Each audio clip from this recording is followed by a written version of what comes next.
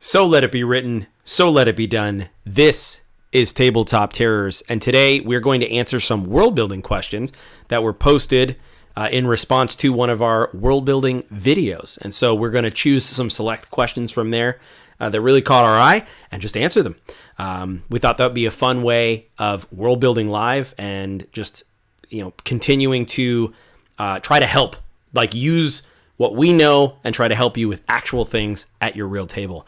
So the first question is Caius Wallen. He basically says, how much meat does a gargantuan dragon need to eat per day? How much land does it take to raise that amount of meat? How big is their hunting ground? How big does it have to be? How does it mark its territory? My answer would be, I don't think it's as important to come up with those exact numbers. But if I'm going to world build, what I've learned is that to make it matter, I tie it to a conflict which directly affects people. And that's like the hack. That's my number one thing. So how much meat does a gargantuan dragon need to eat per day? I think a more powerful world building question is, the food shortage is affecting who? There's a food shortage. And now there's a particular farmer who's going to lose their farm because they can't raise enough meat. Who is that farmer and what are they doing to help solve the shortage? How much land does it take to raise that amount of meat? Again, I would say, who on the land is starving because of this, right? And start asking these sorts of questions. To me, that now is a story. Who's this farmer? How are they going to solve things? So that's a non-answer, but it's my real answer. So hopefully that helps, and hopefully you come up with a cool story. So the next question comes from Nicholas, and his current world building problem is wanting to create everything where the players currently are, which he says is impossible because they're always on the move and you can't always predict where they're going to go. So I have two things that I could say about this. The first one is a tip that I gave, I think, in our prep video a while back, which is there's nothing wrong with before a session going to the party and saying, hey guys, given what we know, where do you think you're going to be heading in the next session? What do you want to do? What are your goals? What are we going to try to accomplish in the next one? And then kind of prep around what they say. So that way you can make sure that no prep is wasted. So you're not coming up with ideas in case they go to this town, but maybe they'll go to this one. So I have to have everything. It's like, well, if they tell you before the game that they're going to go to this one and not this one, then you only need to do one.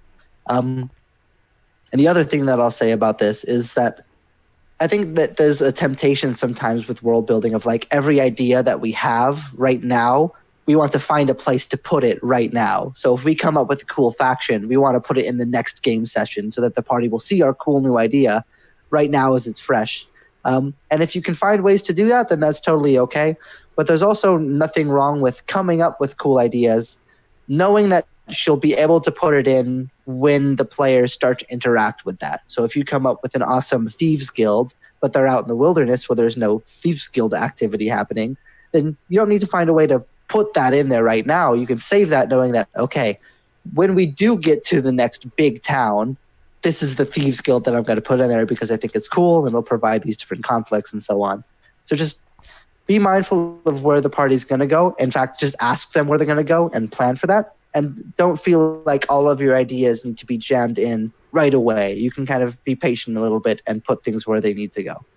And I'll just add one quick thing and say, as you watch your favorite TV shows, especially TV shows, start making a note of how much information they don't give you and that you fill in yourself in your mind. And do that with your players. You don't have to tell them everything about the world. You just have to tell them a few thematic things that matter to the moment, and their brains will fill in the rest. And that is one of the most powerful weapons you can have as a world builder. So this next question comes from Ubedula. Forgive me, I looked up the pronunciation on YouTube. Hopefully the guy I listened to got it correct. But his question was, how is setting that advanced through glass and ceramic would look instead of, if they advanced through using metal? And I want to start this question by saying, Cassie, my fiance, runs a ceramic studio. So one of the biggest things that the biggest problems I think a world like this would have I'm thinking of it more as a world that never discovered metal or never discovered the things they needed to do to make metal so easily, as to make armor or build buildings out of it and things like that. And I think that they would use ceramics and glass for more things, but that they would try other alternate materials where those things didn't work. So for example, the buildings, some of the most beautiful buildings might be these complicated ceramic and glass things, but they would also have to have things in place to make sure that they weren't destroyed or something. Of course, the process of making ceramics and things can be very complicated on a large scale, but we're assuming that maybe magic is at play here and stuff. But with all of that said, I think that it would lead to a world where people didn't walk around in metal armor. I don't think they would walk around in ceramic or glass armor, but there would be a lot more leather, and maybe tanneries and hide, would be a lot more prized because there simply wasn't another option for people. So I would say, look in your world and see what other things people would use if they didn't have metal, because I don't think that ceramics or glass specifically would necessarily be able to fill all of those areas, but you can get away with some cases where ceramic and glass are used very differently than they're used in our world, especially if you can come up with cool ways that they can be created through magic or means that we don't have in our world.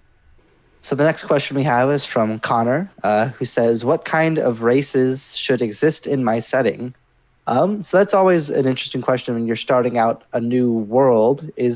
Are you just going to take the exact same D&D races, humans, elves, dwarves, halflings, tieflings, blah, etc.?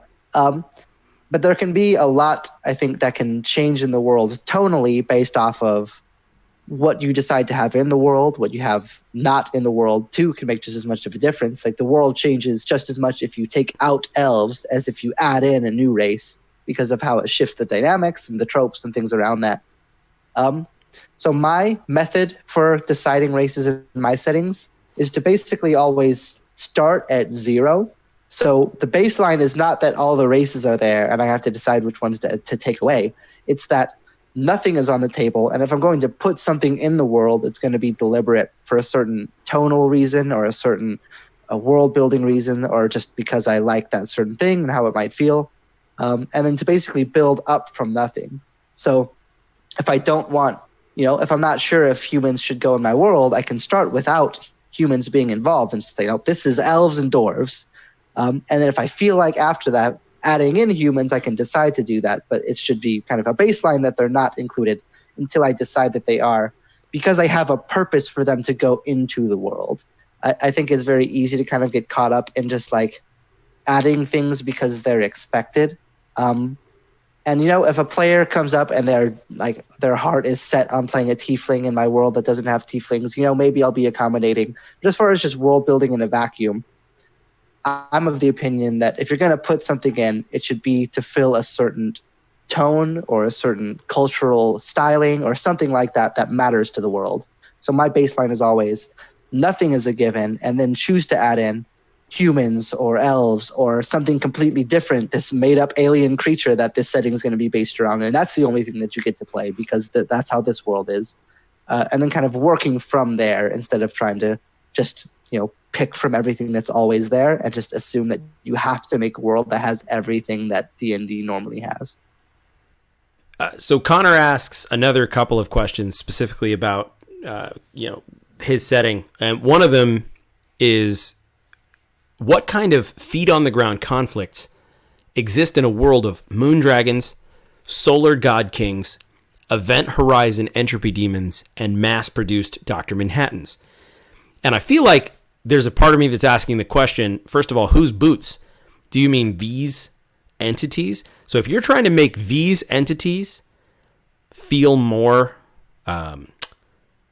relatable and that they actually have problems and not just these floating masses of power out in space, I think, as strange as it might sound, I try to apply human conditions to these things like loneliness, things like self-confidence issues. A solar god king with a self-confidence issue is immediately interesting to me. A moon dragon who's extremely lonely because they can't find anyone they relate to because no one speaks their language is extremely interesting to me. In terms of if there are people in this world, honestly, the only boots on the ground conflict, I would say, I'd flip it and say, there is no normal. It is all conflict. If there are moon dragons, god kings, entropy demons, and mass-produced Dr. Manhattans, pockets of resistance and rebellion, I mean, humans would be obliterated, probably, to some degree, because anytime these forces would sort of, clash, it would definitely be at the expense of even the most powerful adventurers. So you have to ask yourself, is that too much? If you want boots on the ground conflict, maybe you should cut some of those other things because their boots are smashing everyone on the ground. Yeah, and it could be worth looking into the sort of like cosmic horror angle too, something like similar to Call of Cthulhu, where it's like, how do you exist in a world where you have these unknowable giant monstrosities? Like, that's a difficult question. And like Tim said, there's so much chaos that would be spouted out because of these creatures of immense power and, that you can't comprehend in a way that humans can understand. So you could just as much use those sorts of creatures as distant set pieces, in the way that in a Call of Cthulhu game, you're probably not going to deal with Cthulhu directly. You kind of see the marks that those creatures have and the chaos that they kind of spout through followers, through natural disasters and things that these create. And kind of, you could, I think, make a compelling boots on the ground setting of you're just a guy and there's crazy stuff happening and you have to try to find a way to exist in that world. And the creatures that you mentioned, moon dragons and event horizon entropy demons, like they're in the world, but they're not like the focus of the world. At least that's one way to frame it so that you can still have like mundane conflict and grand creatures. But I agree with Tim generally. It's hard to get both if you're going to feature that level of cosmology very heavily at the front lines. So the next question is from Zachary, and he says he's trying to get the feel for a post-war setup he's doing. The war was essentially the more magically inclined races and those with arcane abilities fighting to have the right to exist, it seems like. There are a lot of long-lasting hostilities and anger as the war was only about 12 to 15 years ago. And people remember it like they do World War II in our world. So there are a few things here that I'm going to fill the gaps in order to answer the question. It sounds like this was a war between magically inclined and non-magically inclined people. I think it's interesting to figure out what ended the war, because it sounds a lot like, that one side has a great advantage having magic. But let's assume that there was some sort of accord that to some degree oppressed the stronger magically inclined races, but was big enough, say like, the dropping of the atomic bombs in our world, somewhat ending World War II or helping us get there, that stopped it, right? So for some reason, the war has ended 12 to 15 years ago. Really, the big thing is there is so much, there are so many books and things out there about history, but to really paint super broad strokes, after World War II, the Cold War came. And I feel like despite the fact that the war ended and, again, potentially oppressed these magically inclined races to put them more in line with non-magically inclined races, I feel like there would still be a lot of tension there. And for really zoomed in conflict, maybe focus on kind of communism Red Scare style stuff that happened during the Cold War, where maybe there's a lot of propaganda of the non-magically inclined races that the higher-ups, whatever that looks like, whatever the government looks like, is trying to abolish magic because they don't have it. And so they're pretending that maybe there's still a really big conflict here, that the monsters are coming to get you kind of thing. That really puts these people at odds. So again, there's really a lot there, but I think if you look at the things that happened based on the Cold War and different things that happened 12 to 15 years, after World War II, you can get an idea that even though their open war stopped, there can still be and would likely still be a lot of conflict between such a polarizing people as far as regular, non-magic using people and magic using people. Yeah, and I feel like in the real world, and I'm not being pedantic, but something that you said specifically where it happened 12 to 15 years ago, but treated how people treat World War II in our world, do what James said. So I would actually go back to, 1955, basically 12 to 15 years after World War II. We have the ability to look at Wikipedia and news articles and all those kinds of things. So read what the actual state of the world was then that is super, super helpful because you can just reskin it and use real world events and real world leaders and those kind of things, like James said. Another thing to consider is, it's unfortunate, but there are plenty of modern conflicts. If you want to see it in a different scale as well, go 12 to 15 years back in our current history. So closer to 2001 to 2005, and see what wars were going on then and how the world is now in relation to those wars, because that's also something that you can actually measure and use real world stuff and reskin. So Jonathan B says, I'm reading a lot about how crime in cities operate. He has, literally zero experience and doesn't want to Google it without landing himself on watch lists, etc. Basically, there's not necessarily a question, but I guess what you're saying is you want to know more about how crime in cities operate. And my answer would be, it's important to not lump all crime in together. There's very different kind of crime. And so for me, I think an easy way is to come up with people, because all of this doesn't matter. We can world build and talk about how these percentages and things like that, but unless it's a human being or a creature that is affected by a problem, we don't have a story. So look at, there's low-level crime, like in the alleyways. There's crime families, like organized crime, who are like running illegal rackets. And then there's like high-level business crime, where it's like people who are pushing laws through and shifting money.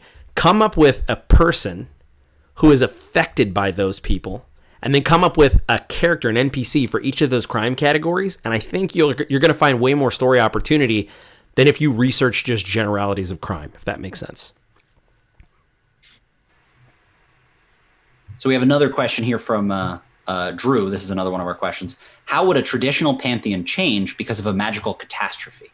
I think that this leaves a lot that may need to be explained, but if we just fill in a few of these details to give some context, maybe. I like, in some fantasy worlds, the idea that the gods are real, because very differently from ours, it creates a direct link where you kind of can't tell somebody that in D&D Paylor is not real, because we know him to be real as far as the lore of like Forgotten Realms, So I like the idea that a magical catastrophe maybe makes something happen that makes people stop believing in gods, even though they are real.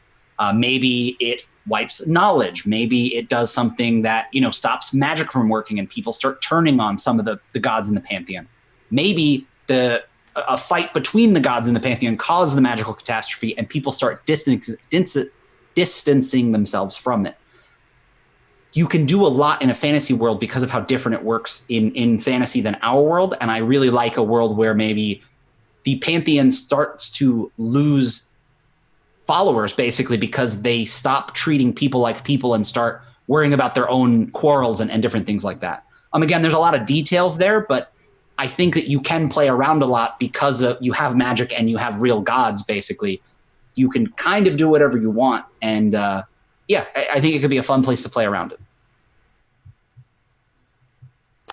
In the absolute tabletop campaign setting of Gloam, we hit upon the idea that, and you can even just call it a magical catastrophe. We're not trying to explain that. But how could it change the gods? Well, we have it so that in that world, there was a regular pantheon like the Forgotten Realms, but something happened, and now they're all eldritch monsters. So that's canonically Gloam's pantheon. So that's one way to do it, and it's really terrifying in terms of existential horror because they exist, like James said, but they were twisted. So the catastrophe warped them into monsters, but they still have the power of gods. Go. And those were just some of the select questions that really jumped out at us. And so please, as you see these in the future, we will be putting posts up to potentially ask you your questions and answer. And really, for the sake of time, we try to keep them to the most useful answers. So as we move forward, try to keep your answers as general as possible and less about your specific world and something that's usable for everyone. We're Tabletop Terrors. We're all about fun, creativity, and tabletop games. If you liked this video, if you like the answers, then absolutely, consider subscribing because we put out videos a couple times a week in most cases. Now, in terms of what to put in the comments, This is a hand grenade, but I'll do it. Why don't you put some world building questions, and we'll see if we can get to those. No full blown promises, but we'll do what we can. But we'll wrap this up with a as I lament my choice immediately / instant regret. No, I'm kidding. I would really love to see your world building questions, but let's do a Tabtarian toast. And if before we do the Tabtarian toast, I love when some videos do this. Tim said the word answers when he meant questions. So if you're sitting in front of your video or in front of your YouTube saying, "Oh, he said answers and he meant questions," know that I notice and that you're not left alone, you small subset of people that wanted to correct him but couldn't. I'm with you guys. But may you mend the first break. May you kill the first snake. May you conquer everything you undertake. Slancha. Who's gonna do the